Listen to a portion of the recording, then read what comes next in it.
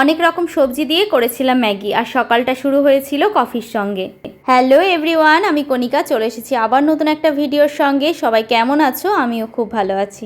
যেহেতু কালকে ছিল বৃহস্পতিবার, আর বৃহস্পতিবার দিন করে আমরা তো নিরামিষটাই খাই, তাই সকালবেলায় ডিমটা অ্যাভয়েড করে শুনুর জন্য আর আমাদের অবশ্য সবার জন্যই করেছিলাম ভেজ ম্যাগি। আলাদা করে ফ্রাই করার ঝামেলা বাদ দিয়ে আমি এভাবেই পরিমাণ মতো জল দিয়ে একবারে ফ্রাই ম্যাগিটা করে নিই।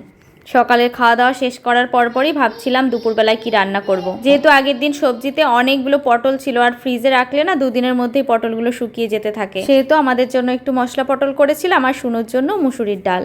কিছুদিন আগে মা বলেছিল শ্রাবণ মাসে শাক খেতে হয় না, সেহেতু আমাদের খাবারে মাঝে মধ্যে শাক থাকলেও এখন কিছুদিন অ্যাভয়েড করেছি। বর্ষা দিনের জন্যই কি শাকটা খায় না, আমি সঠিক কারণটা জানি না, তোমরা কেউ জেনে থাকলে অবশ্যই বলো।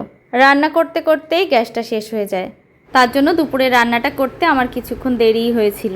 দুদিন হলো রায়গঞ্জে এসেছি, কিন্তু এখনও ঠাকুর ঘরে যেতে পারিনি। জানি 2-3 ঘন্টা সময় লাগবে ঠাকুর ঘরে, সেহেতু যাওয়া হয়নি। আজকে সকাল থেকেই ভেবেছিলাম যাব, কিন্তু এতগুলো কাজ করার পরে আর হয়ে ওঠেনি। কিছু কিছু কাজ আছে যেগুলো সঙ্গে সঙ্গে না করলে পরে আর সময় হয়ে ওঠে না।